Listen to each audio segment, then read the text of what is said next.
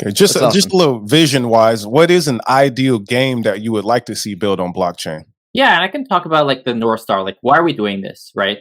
Obviously, there's like a lot of interest in like building on-chain games and ownership of progress and this kind of stuff, but like our vision kind of goes beyond this, and there are kind of North Stars, something called autonomous worlds. And to kind of describe what this is, first we have to talk about metaverse and why metaverse didn't really work out. Like we saw, as you probably know, like in the last bull run, a huge amount of NFT projects were like metaverse projects. And basically all of them failed. Some of them because they're like explicit scams. Some of them because they just didn't realize like how hard this is going to be, right? And instead we saw that metaverse like ended up being controlled by like centralized large companies.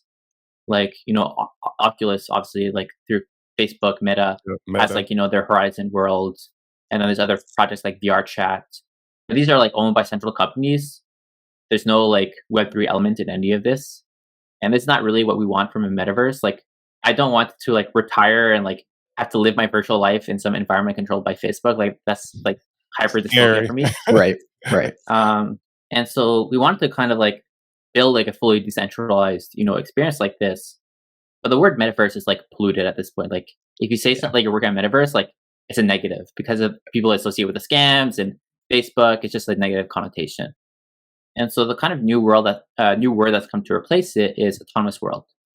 And the reason I really like this term is because it encodes like two key principles inside it.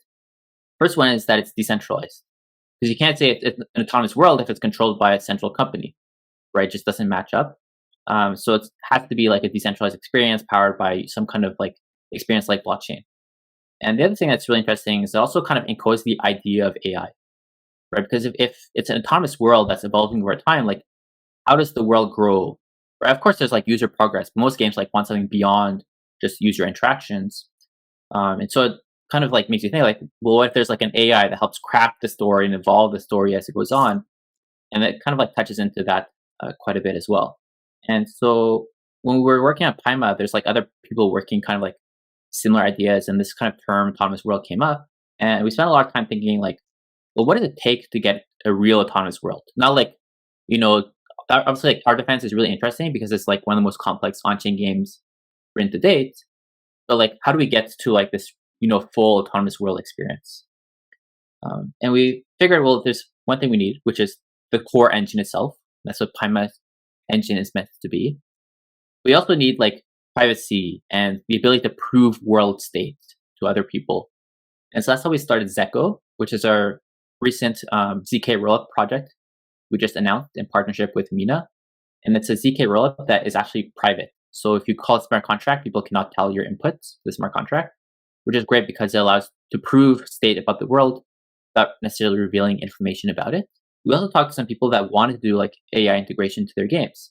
And we built a proof of concept of this called Oracle RPG, which was a decentralized chat GPT, like as an MMO. The way we built this is that you create a lobby with your friends and you get a stateful NFT to represent your character. And as you talk with your friends, your NFT visually updates to represent your in-game adventure. So if you say like, I enter a forest, like your NFT will visually update to show your character in the forest.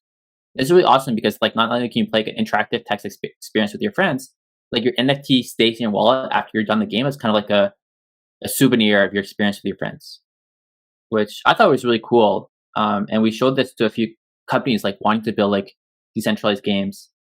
And a lot of them would tell us like, we want like more than this. Like this is obviously super cool, but like what we want is like a village where it's like there's NPCs in the village and they somehow like talk to each other and perform actions in the game world. And can we take like this proof of concept you built and like scale it up to this kind of experience?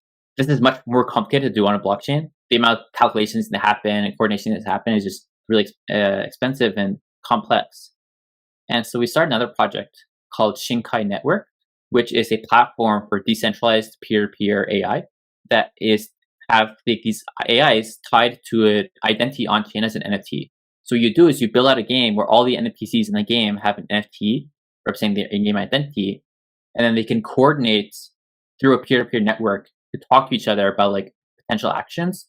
And when they decide to do something like move to this building or purchase this item in game, then they can like synchronize that on chain like with their NFT identity.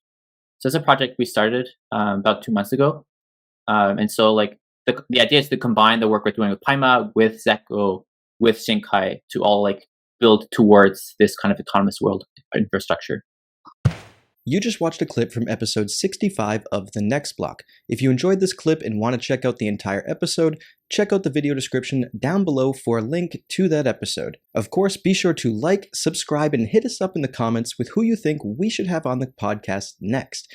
And to support the podcast further, check out the video description down below for a link to our Algorand donation wallet. This wallet accepts most Algorand standard assets, and it's a great way to support the podcast. Lastly, be sure to ping that notification bell so you never miss an episode. And on that, we'll catch you in the next video. Thanks.